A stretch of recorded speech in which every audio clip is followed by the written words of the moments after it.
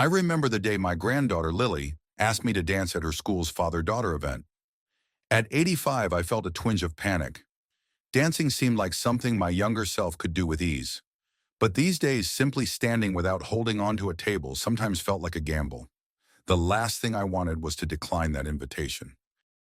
In that moment, I realized just how much my independence mattered, and how something as small as sharing a waltz with my granddaughter could remind me of everything worth living for. More importantly, it opened my eyes to a serious problem. So many of us over 85 are quietly losing our ability to move with confidence. We tend to blame it on aging, or we accept the idea that our bodies are simply meant to slow down. Yet every day we wait, we risk losing a bit more of the freedom we once took for granted. If the core muscles become weak, everything from sitting upright to getting out of bed can feel like a battle. Perhaps you've already felt that subtle shift, like the chair is winning when you try to stand up, or the slightest incline makes you feel off balance. The stakes couldn't be higher. Without a strong core, our bodies begin to rely on external support for even the most basic actions, whether it's using a walker to cross a room or depending on family members to help with the groceries. And while there's absolutely no shame in asking for help, there's a unique sense of pride and independence that comes from handling your daily tasks on your own. Losing that autonomy, even in small increments, can be emotionally draining. It can feel like a relentless whisper that says, "You're not as capable as you used to be." But here's the good news. No matter your age, the human body has an extraordinary capacity to adapt. If you've ever heard someone say, "It's too late after 85, prepare to be pleasantly surprised." In the next few minutes, we'll explore 8 simple chair exercises that strengthen your core without risking injury or overexertion. These are not your standard fitness moves that require you to bend or twist in painful ways. Instead, they're gentle, targeted actions you can perform right from your favorite chair. Exercises that gradually build the kind of strength that grants you confidence when you stand, walk, and move through your day. Please stick with me until the end, because the 8th exercise is one most people have never heard of, and yet it can make a shocking difference in how stable and energetic you feel from morning to night. Doctors and specialists are now discovering that core-centric movements, even when done seated, can dramatically improve quality of life for seniors beyond 85. I've spent decades speaking with older adults and guiding them through safe, effective movements to regain strength. Every time I see someone complete these exercises consistently, the transformation is incredible. Some go from needing help to stand to being able to pivot, reach, and even dance without fear of losing balance. Before we dive in, I'd love for you to engage with this content. If you find these exercises helpful, please consider typing 1 in the comments or typing 0 if you think this isn't useful. And don't forget to subscribe and turn on the notification bell if you haven't already. That way, you won't miss future videos filled with tips and insights that could make a huge impact on your day-to-day life. Every comment and subscription reminds me that this mission, helping seniors reclaim their independence, is worth every moment of effort. Now let's explore these 8 chair exercises that can empower you to feel more capable, more balanced, and more in control of your life. We'll start with the first exercise, a surprisingly simple yet powerful move that challenges the myth that a strong core is only for people who do crunches on the floor. The first movement is what I like to call the seated tummy tuck.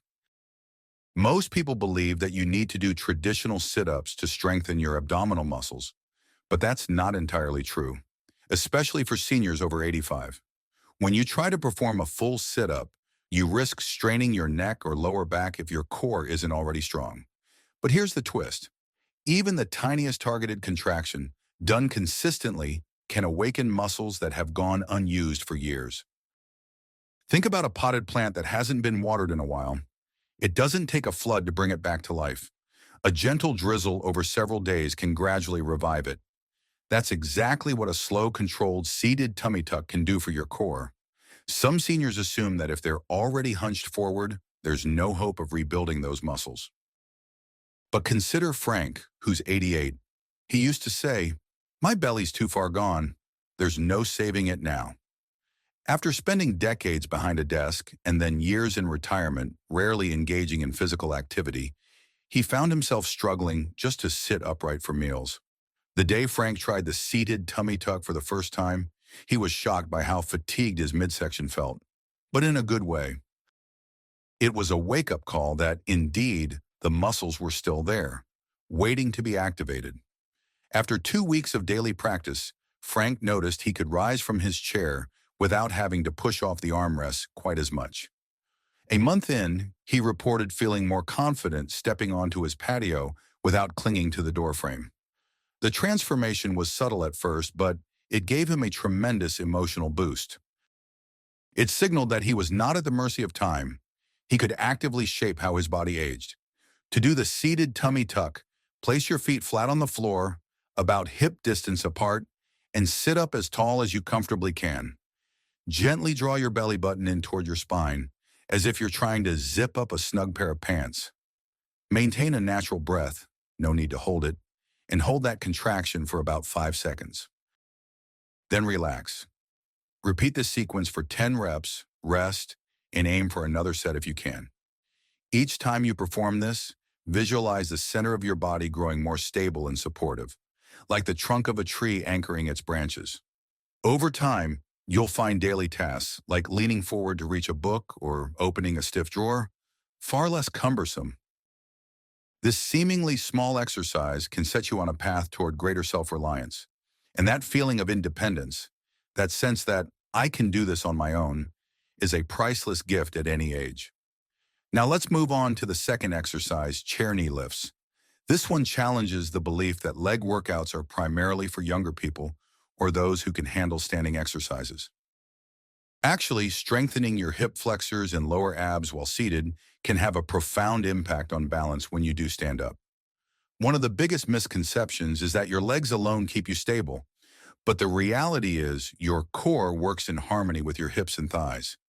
Without proper conditioning, you risk tipping forward or sideways during everyday movements, especially if you pivot quickly or step on uneven ground.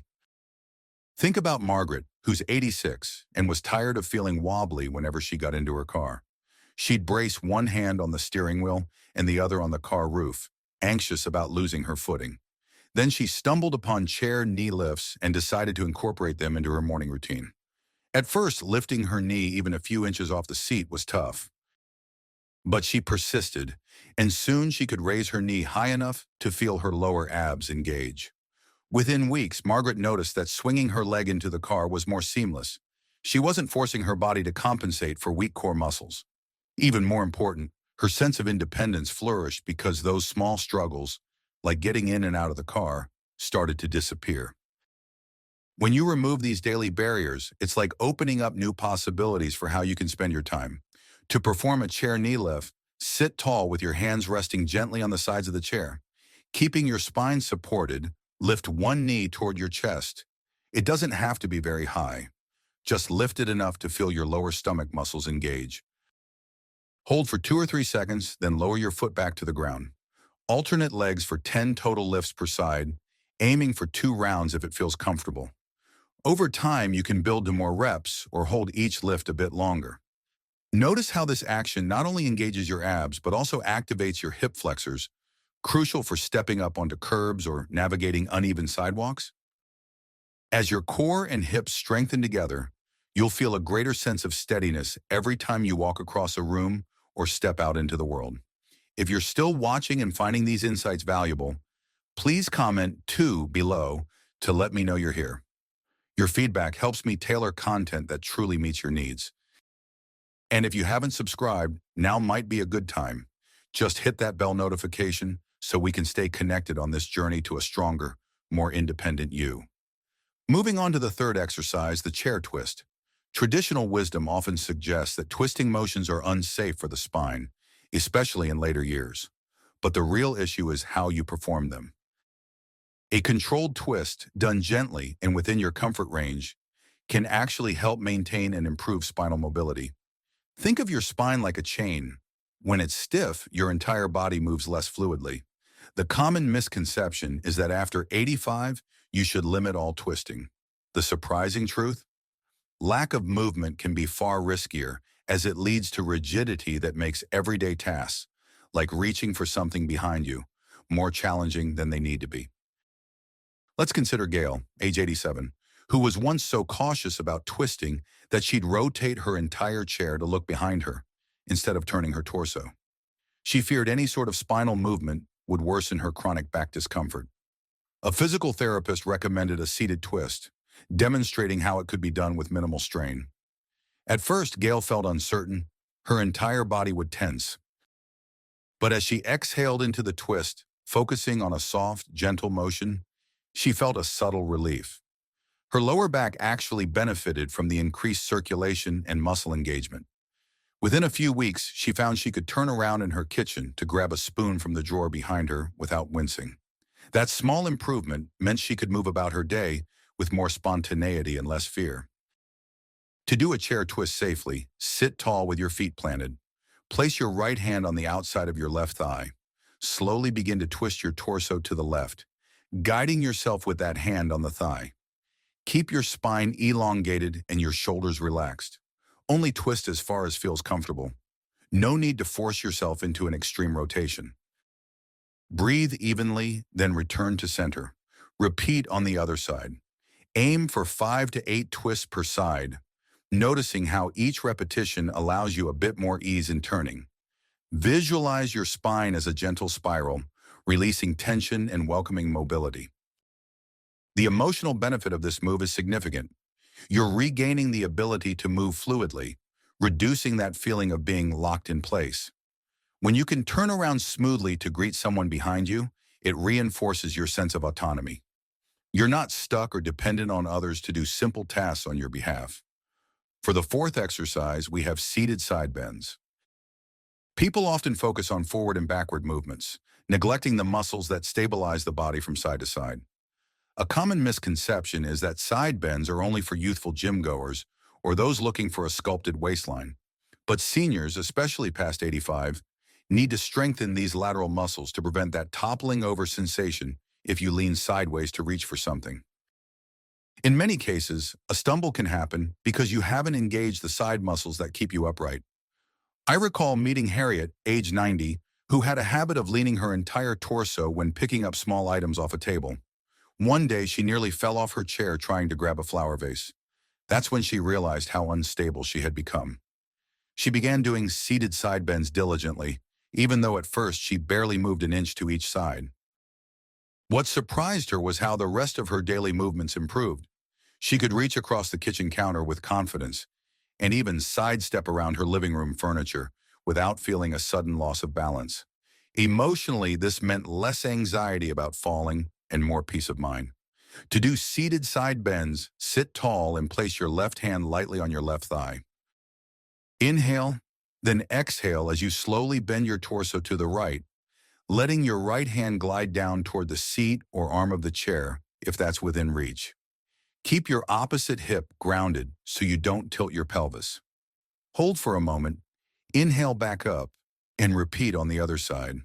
Go for about 8 to 10 bends on each side, moving slowly and deliberately. Envision your sides becoming like flexible yet strong reeds that can sway in the breeze without snapping.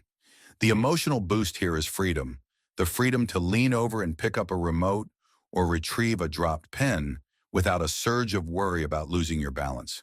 If you've made it this far, please comment 4 below. I appreciate knowing you're still with me, absorbing these tips, and investing in your own well-being. Remember to subscribe if you haven't. Supporting this channel means we can continue sharing these practical exercises and insights. Let's continue with the fifth exercise, chair march. Many seniors assume that marching in place is only effective when standing. However, even a seated march can be a powerful way to activate your hip flexors, thighs, and lower abs simultaneously.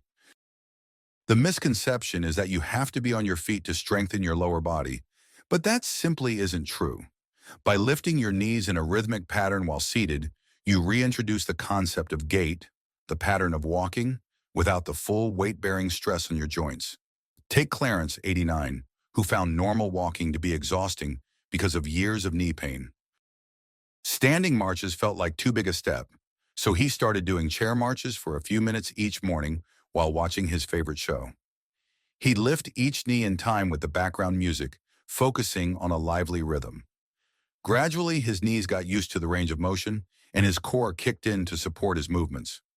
After 3 weeks, Clarence was able to stand and do half his marches upright, realizing that his seated practice had awakened dormant muscles. The emotional surge he felt was immense. He could now visit his local grocery store with less worry about tiring halfway down the aisle. To perform a chair march, sit upright, keep your feet about hip-width apart, and gently lift your right knee, then your left knee in a marching pattern. If you can, swing your arms slightly as though you're marching in a parade. Aim for 30 seconds to a minute of continuous marching, rest, and repeat. As you lift each knee, think about your belly and lower back staying engaged. This stability helps you avoid slouching. Over time, you can increase the duration or speed. Notice how you feel mentally when you complete these marches. You may find an unexpected burst of energy, as if you've just told your body, "Wake up, it's time to move and live more fully." The sixth exercise is chair leg extensions. Many believe that exercises targeting the legs won't significantly affect the core, but you'd be surprised how much your core engages to stabilize you during leg movements. The misconception is that core equals abs only, but the core is actually a network that includes back muscles, pelvic floor muscles, and the hips. Leg extensions challenge you to keep your torso steady while lifting one foot off the ground and extending the leg, which inevitably forces those core stabilizers to kick in.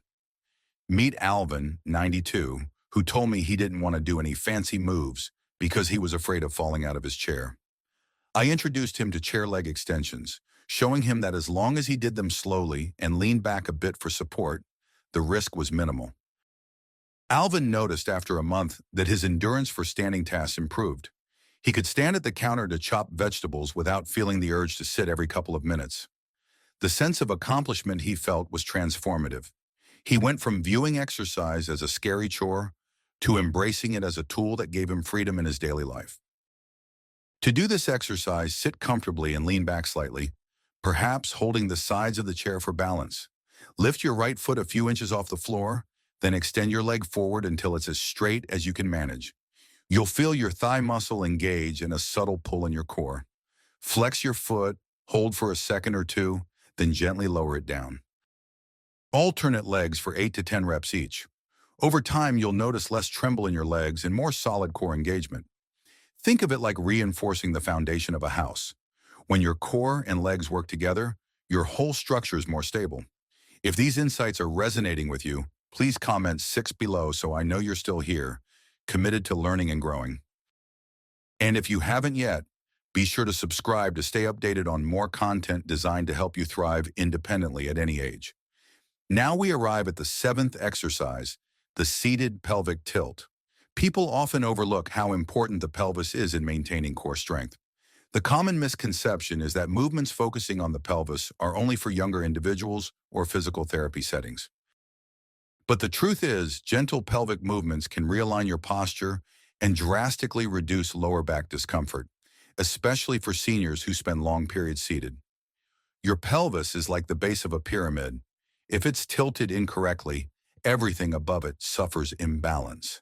Consider Irene, 88, who had chronic lower back pain for years. Sitting for more than 15 minutes would make her stiff as a board. She dreaded long car rides or any situation where she had to sit in the same spot. A specialist recommended a simple seated pelvic tilt. Tuck the pelvis slightly, then release, to strengthen and mobilize the lower back area. Skeptical at first, Irene tried it consistently every morning and evening. Within a month, she could endure a 2-hour community meeting without constant shifting in her seat. Emotionally, the relief was immeasurable. She felt more willing to participate in social events that previously caused her anxiety. That sense of belonging, of not having to excuse herself due to discomfort, was life-changing. To do the seated pelvic tilt, scoot forward on your chair a bit so you're not fully supported by the backrest. Place your hands on your hips or thighs. Gently tilt your pelvis forward, arching your lower back slightly, then tilt it backward, flattening your lower back. Move slowly and deliberately, feeling each shift. Aim for 8 to 10 tilts. Over time, this small movement helps reestablish a comfortable posture and builds subtle core strength that's often neglected. The reward is a more mobile lower spine, less pressure on your back, and an increased feeling of control over your own body. Finally, the eighth exercise might surprise you. I call it the arm-leg cross. It's a bit of a coordination challenge, but that's exactly what makes it so beneficial. A lot of seniors think improving balance is purely about standing on one foot or using wobble boards, things that can be intimidating or even dangerous for those over 85. But here's the revelation. Practicing cross-body coordination while seated can train your brain and muscles to work together more efficiently. I'll tell you about Daniel, who's 91. He often found himself stumbling when he tried to step over thresholds or curbs. Part of the issue was that his brain and body weren't syncing quickly enough. He'd move one leg, but his upper body lagged behind or overcompensated. When he started the arm-leg cross, he initially laughed at how clumsy he felt, swinging the wrong arm with the wrong leg. After a few sessions, his movements became smoother. Within a few weeks, stepping onto a curb became a fluid action, and he felt more confident walking outdoors without fear of an embarrassing fall. Regaining this neurological coordination gave Daniel a renewed sense of autonomy. He no longer needed someone to hold onto his arm every time he navigated a slightly challenging sidewalk. To perform the arm-leg cross, sit tall, lift your right arm and at the same time lift your left knee. Bring your right hand toward your left knee as if you're tapping it. Return both arm and leg to neutral. Then lift your left arm and your right knee, tapping them together. Go slow at first, focusing on getting the pattern correct. Do 10 taps on each side. As you get more comfortable, try speeding up slightly. You'll notice it forces your core to stabilize, and it improves the brain's ability to coordinate opposite sides of the body. The emotional payoff is huge. You're training your mind and muscles to handle the unpredictable nature of real-life movement, thereby reclaiming a level of independence that many people write off as unattainable at this age. Take a moment to reflect on how each of these 8 exercises works together to strengthen your core. It might be tempting to try them all in one day, but remember, consistency is more important than intensity. Pick a few that feel comfortable to start and slowly build them into your routine. Picture yourself a few weeks or months from now, rising from a chair with more ease, stepping into a car without a second thought, and carrying that confidence with you everywhere you go. This is your reminder that transformation doesn't have to be dramatic or painful to be real. Small, regular efforts can yield big changes. It all adds up to a renewed sense of independence, a feeling that you can guide your own body through the day without being dictated by its limits. But the key is to start now, because every day you delay is another day your muscles go unused. And the difference between a day spent relying on others and a day spent feeling self-sufficient is monumental. Which of these 8 exercises speaks to you the most? Maybe it's the seated tummy tuck because you've always wanted a stronger midsection, or perhaps the arm-leg cross because you struggle with coordination. Envision yourself doing these movements, seated in a comfortable chair, gradually realizing that you're stronger and steadier than you thought possible. Remember, age may bring challenges, but it also brings wisdom and resourcefulness. Use that wisdom to reclaim the autonomy that time might have chipped away. I encourage you to leave a comment sharing at least one exercise you plan to try and how you hope it will help you. Your experiences not only keep me motivated, but also inspire others who might read your story and realize they're not alone on this path. And if you found this video helpful, please like, share, and subscribe. Your support helps ensure more seniors get access to safe and empowering information that can make a world of difference in their lives. I like to imagine that future moment when you reach for something on the top shelf or glide into the car without hesitating, and you realize, wow, I can do this on my own. It's a subtle shift, but one that echoes through your entire mindset, reminding you that you still have the power to shape your daily life. You are far more resilient and capable than you may give yourself credit for. Let's keep that spirit alive and growing. Thank you for joining me on this journey to stronger, more stable living after 85. Continue practicing these exercises, keep believing in the possibilities of your own body, and let the world see that your independence is something to be celebrated, not surrendered. I look forward to hearing about your progress and cheering you on as you reclaim the confidence and freedom you deserve.